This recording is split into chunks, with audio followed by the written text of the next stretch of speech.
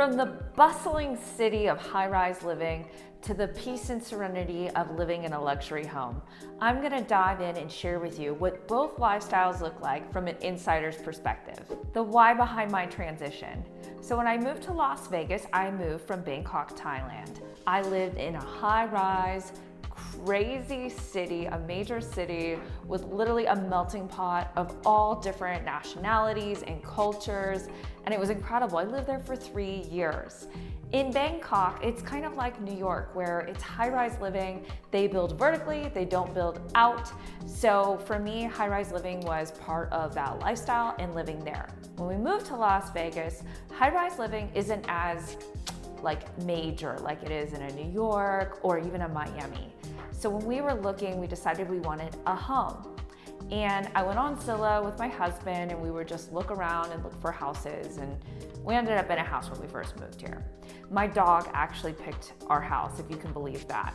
So we moved to Las Vegas and then we decided we want to move again. A lot of people, and I'm sure if you've watched my videos, a lot of people who move and relocate here, they buy a home or high-rise condo that they're comfortable buying. So it may not be the dream residence, it may not be the dream home that's the max budget, it may just be something that they're comfortable writing a check for or getting a mortgage payment for, that's in a good neighborhood, and it's kind of a starting, get your feet wet in relocating to Las Vegas or Henderson. That's exactly what we did. Once we decided where we wanted to be, we decided we wanted to build a home. Building a house takes a long time, but we were comfortable where we were, so that was fine. Once we moved into our home had several construction defects. Talk about a nightmare. We decided that we wanted to start handling those construction defects, so we moved to a high-rise building. The reason we picked a high-rise building is because I didn't want the stress of worrying about taking care of a rental property and keeping our property, landscaped and with the pool guy and the pest guy. I didn't want to do 2 separate properties and manage both of them. So we decided that high-rise living was the way to go. Once our home was completed with these construction defects, we're still dealing with some of them as we speak, but ones that we could deal with, living in the home, we then moved back into our home. So that was my why for transitioning and kind of the reason why I lived at One Queensbridge Place for a time. So my personal pros and cons look like this. Pros, I didn't have to worry about maintaining the pool, the pest control. I didn't have to worry about maintenance. I didn't have to worry about going to the gym with all the stress I had going on with dealing and managing my home. I didn't have to deal with trying to manage my life. Being able to go down an elevator and go to the gym at my convenience, going to the spa. I really enjoyed the spa at One Queensbridge Place. I would go to the steam room and the sauna. I really enjoyed all of that. And I also liked being in a secure building. I liked having that feeling of security, that when my husband would go away on a weekend or travel for business, I never worried about anything. I didn't even worry about locking my front door, because at One Queensbridge Place, it's actually by elevator. So if you don't have a key to get up to the elevator, you can't even go into the unit. So in the unit that I was in. So for me, it was just a lot of stress or things that you have to think about when living in a home. You don't have to think about living in a high rise. So for me, it was a no-brainer. I didn't have to think and worry about any of these little details that we worry about when we live in a home. The con of it was we do have Shih Tzus.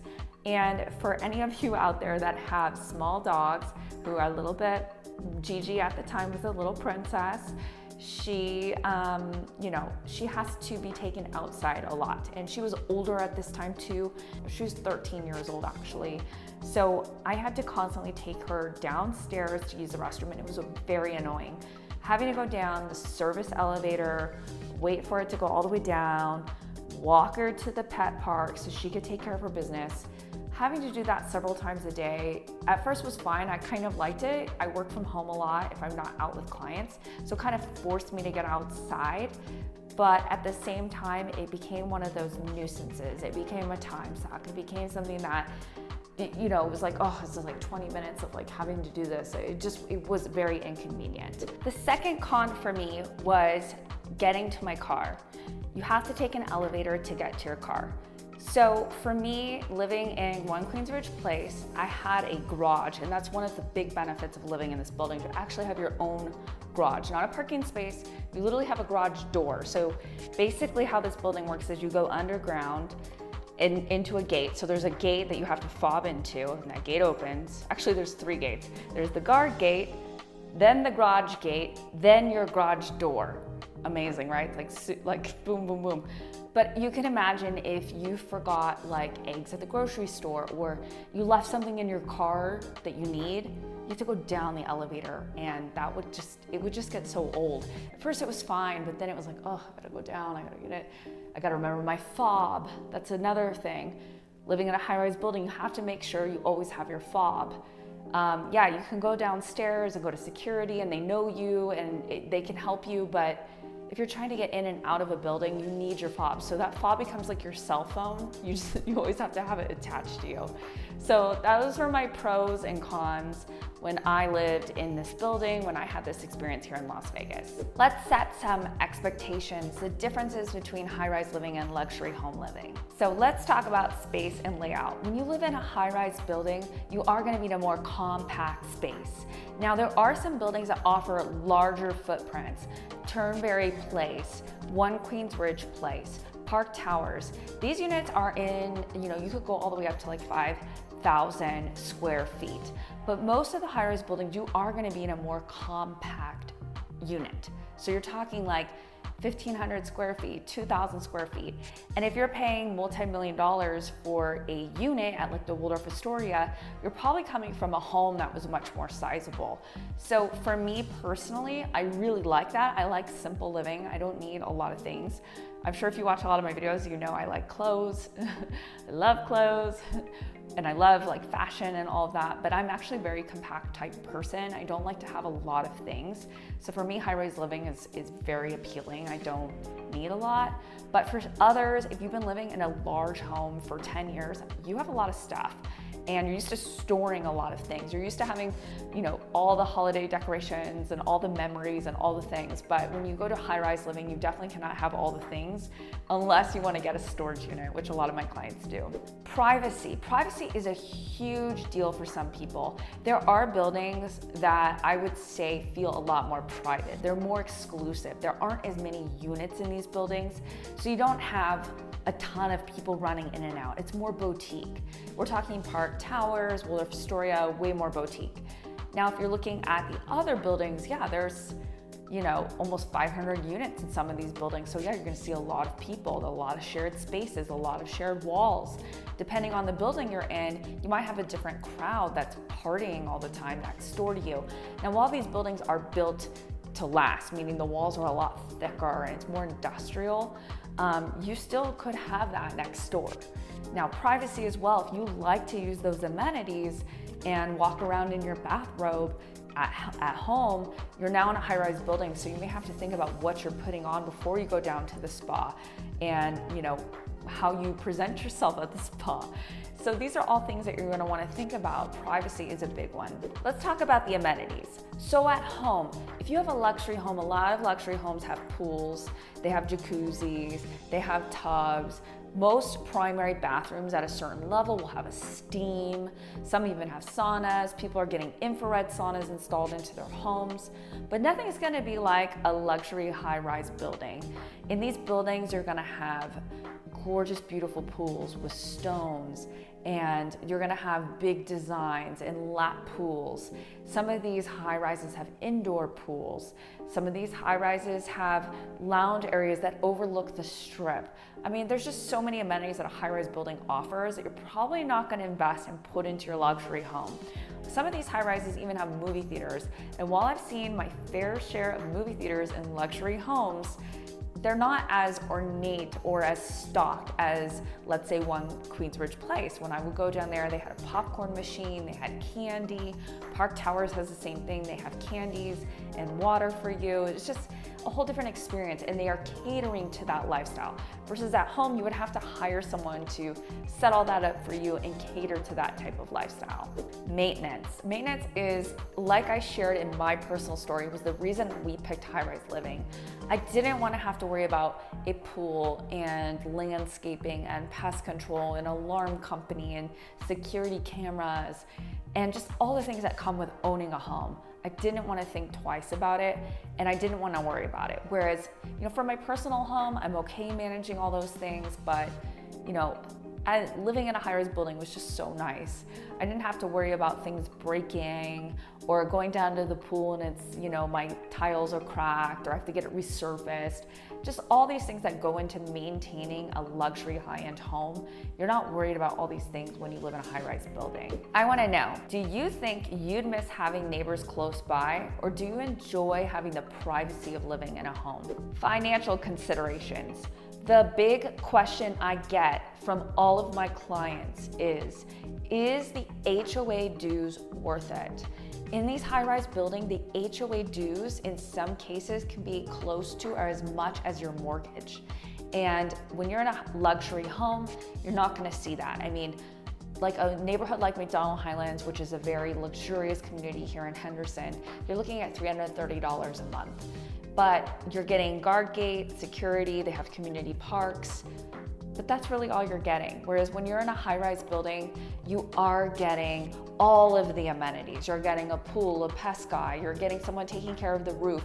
You're having all of the people working and running this building. Those people are all being paid, right? You also have insurance on the building. You have maintenance to keep up all of these things. So they do take all that into consideration when they come up with these dues. They're not just made up.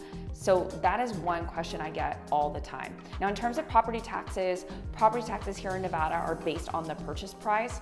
So that really doesn't matter.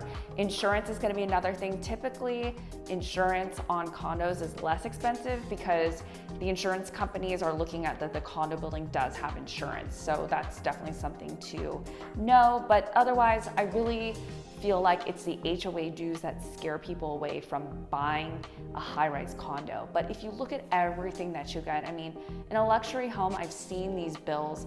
You have the water, a lot of these high-rise buildings include water. Some of them even include electricity. That's more rare, but a lot of them do. So you have the sewer bill, you have the landscape bill, you have the pool guy, the pest guy. If your roof starts cracking, you have to replace the entire roof. I mean, there's just a lot more that comes into a home. Whereas if you have lived a life of stress and just always worrying about everything, living in a high-rise building could be a great option for you because you're gonna have a way less stress. Yes, you're gonna have a bigger bill, but you're not gonna have as much stress trying to maintain it. Potential hidden expenses of luxury homes. So what a lot of people don't know about luxury homes is when you buy new, it's one thing, right? But when you're buying an older home, you're not just replacing one AC. These larger homes have like 5 or 6 ACs. So you may have to replace all of them at one point. You also have roof. You also have a pool that might have to be taken out and redone. You also have something that a lot of people don't think about is when you go to sell a really custom luxury home, and it's been about 20 years, times have changed. So you're gonna have to do things like painting the inside and updating to bring it up to buyers' expectations at the time of selling. So that's definitely a kind of a hidden cost a lot of people don't think about when it comes to like preparing a custom home for sale. And these are conversations I have all the time with homeowners. The other thing to think about are these major systems, and these are things that you don't always have to worry about when it comes to high-rise living. So like I shared, those 5 AC units can really get and become a very hefty fine on an already expensive lifestyle. Investment perspective. So I actually looked at some numbers. So appreciation here in Las Vegas, single family residential, has come down a little bit. I mean, we did kind of have a crazy peak during 2020 and 2021, but overall, about 2021, the average price for a home here in Nevada or Las Vegas and Henderson, Clark County, was $385, and we're now at $415. Whereas the high-rise buildings, we have 2 separate categories, right? We have the condotels, which I don't even count when I'm talking about this. And then we have the luxury high-rises, and then we have condos. So that all gets mixed in together when you're looking at these stats, which can be very confusing. Preparing for the move. Like I shared, when you move into a high-rise building, you are gonna have to declutter. You're gonna have to really think about what you need in this life moving forward. A lot of times, high-rise living, especially in the luxury space, are second homes. So it's a little bit different when it comes to packing and like what you're bringing with you. But if you are moving to Las Vegas or you're moving out of a luxury home and into a high-rise condo, you are gonna look at your furniture. Is your furniture from your 10,000 square foot home gonna fit in a 2,000 square foot unit? Probably not. You're probably gonna have to get rid of all of it. So, getting rid of things, you can re-condo your life, simplify your life, get rid of things that you're not using. And to be honest, like, it's something that I love to do. I love to declutter. I feel like it creates a really nice energy flow in my life and an energy space. So if you're out there and you're really considering doing this, start decluttering now. Start looking around at things, getting rid of clothes that you're no longer using. Your closet's gonna shrink down. You're not gonna have as much storage space. So just really think about what you need, or maybe just buy all new. That's always something you can do too. Something to know about moving into a high-rise building is you have to plan. So you can't just move into your high-rise condo. A lot of times you're gonna have to use one of the moving companies that they suggest because of insurance purposes. You're gonna have to book the service elevator for the day. And moving into a high-rise condo is a pain in the butt, I'm gonna be honest. You have to use an elevator and go up and down. There's furniture, there's all these things. So there's a lot logistically you're gonna have to plan if you're moving to a high-rise unit. Sometimes I'll even suggest to my clients to buy ones that are already furnished. They do have those options, especially in the luxury space. They have ones that are already furnished for you. So you can literally turn the key, bring your luggage full of clothes and makeup and skincare and whatever necessities you need, and just go from there. You don't need your gym equipment anymore. There's always a gym in these high-rise buildings.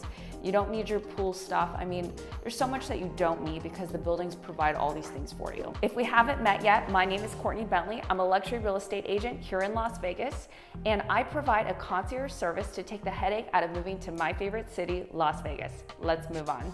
Adapting to luxury lifestyles. So the major thing that I see when people buy luxury homes is you're gonna have to start hiring staff or people to help you maintain that home. For instance, I see this all the time. It's always someone coming to clean that ice maker twice a year. You need to have someone that's cleaning these large windows, especially if you're buying a modern new home. They all have these huge floor to ceiling windows, which are fabulous. I love them, but you have to get them cleaned often. It's very dusty here in Las Vegas and Henderson. I have to get my windows cleaned like 4 times a year, and if I have a big party, I always get them cleaned the day of, the morning of, so they look really nice. In a high-rise building, they have window cleaners that come and clean all that for you, so that's one thing you don't have to worry about. You're also gonna have to maintain your landscaping. You're gonna have an HOA that's finding you if your cactuses are dying or your trees are overgrowing. You're gonna have to have security system. Even in these guard-gated neighborhoods, a lot of times these homes have cameras, and home automation has become so popular. We have Crestron, we have Control 4, we have Savant, we have a couple of different companies that create these gorgeous home automation systems that do the music in the house, control the air, control the security, and some can even open and close these large, massive doors, these pocket doors. So there's a lot of home automation out there. And if the home has home automation, you're gonna have to have someone come service that home automation or update it at least once a year. So these are all things to consider when it comes to buying a luxury home. Some tips I'll share with you on hiring a staff or someone to help you maintain your property is a lot of times if you're buying a resale property and the home has been meticulously maintained, it doesn't have a lot of issues, moving forward, go with those people until you can do your research and find your own. Or if you use me as your agent, I have a book of people that I refer and recommend to take care of the home that satisfy those needs. So if you are looking for a luxury home, I'm definitely an agent for you. I can give you a handbook of everything that you're gonna need moving forward with my tried and true service people and people that help me out in my homes and my clients' homes. The next big thing is when you're not living in a high-rise building, you don't have access to socializing that easily. You're gonna have to put an effort in. When you're in a high-rise building, it's really easy to meet people. You're constantly running into people at valet. You're constantly running into people at the gym. You're seeing the same faces. You're getting to know people. And a lot of these buildings organize social events on a calendar. So it makes it really easy to connect and meet people. When you're in a luxury community, it's pretty easy to, you're walking around the neighborhood, you're seeing the same people, you're joining the country club, you're playing tennis, you're doing pickleball, you're walking the dog. There's definitely ways to meet people. It's not as easy. You're gonna have to make an effort. But overall, I feel like if you're either in a really nice community or you're in a high-rise building, you can easily socialize. Now, if you want to be out on the outskirts of Las Vegas and Henderson and be in a luxury home and you want to socialize, you're definitely going to have to make an effort. That's either by joining a local country club or finding some clubs and activities and hobbies you like to do. What's one room or luxury feature you'd absolutely love to have in your home? Let me know in the comments below. After moving into a high-rise building, I feel like some of the biggest benefits that really surprised me was the staff. At one Queensridge place where I lived, the staff there is 5, 6, 7 star. They really took care of me. And I always felt very safe. Like when my husband would leave and go on a trip, I know that front desk was watching me leave and watching me come home. I also like the location. I was able to walk over to Tivoli Village. If I had a couple cocktails at El Dorado, which is a little Mexican restaurant in Tivoli Village, they have great margaritas and food, I could easily walk home. It was no big deal, and I didn't have to worry about drinking and driving. I didn't realize how much I would love being in such a prime location. That's one thing I did not expect when I was living in a high-rise building, because initially I moved there just to have ease of life. I didn't even think about all these other perks. The other thing is I didn't realize how much more I got to socialize being in a high-rise building. I'm a very social person by nature. I'm a part of a lot of big charities here in town. I'm a very active person. I go to the gym, I talk to people, but being in that high-rise space, I really got to connect with people in the coffee lounge. I had conversations I would have never had because I'm meeting all these different people from all different walks of life. So those are some benefits and perks that I personally experienced when I lived in a high-rise building. The challenges was always remembering to have my fob. I got lost a lot, whereas in my house I never get lost because it's not that big. So that was kind of an unexpected challenge. And then having to go up and down to the garage, I really enjoyed being able to go to my garage, get everything I need and come back in. So I think those are some big things that I wanted to share with you if you're thinking about considering doing this. So when I moved back into my house, funny story, because I lived in such a high service building, whenever I would pull up with all my groceries in tow, I literally opened the trunk and one of the front desk associates would come out, they'd put all my groceries on one of those carts and they would bring it up to my unit. So by the time I parked my car, went into my unit, I could have valeted, but I like to park in my garage myself. It was just something I like to do. So I would park, I'd go up and they would be there waiting for me to open the door, and they would stick all my groceries onto the countertop so that I could put them away into my kitchen. When I moved back into my house, I forgot how much of a luxury that was. I was like, oh my gosh, I have to bring that huge case of water into my kitchen. I felt so spoiled in that very moment when I was complaining about that, but that's a huge difference right there. I was used to being in this building where I was just so well taken care of that when I had to go back to doing everything myself, I was like, oh my gosh, I did this all the time. I can't believe I carry that huge Costco case by myself all the time. So it's just funny little things like that I had to get reused to when it came back to moving into my house. I had to remember I don't have someone helping me carry things. I don't have someone cleaning up after, they had the coffee lounge and I would get my cold brew coffee and meet my friends. I didn't have someone cleaning up after me after that situation. So that was definitely a big thing. And then being able to walk over to Tivoli Village and meet my friends was really cool. And then also having my friends over and using all of the amenities was also really fun. Whereas when they come over here, I have to remember towels for the pool. I have to remember all these things so that they're comfortable. Whereas when I was in the high-rise building, we always just had someone taking care of us. So those are, some pros and cons from my personal experience. I want to know what your dream living space is. Comment below, let me know. I love talking all things high-rises and luxury homes. For more videos about Henderson and Las Vegas relocation tips, check out the videos above. Thank you so much for watching, and I'll see you on the next one.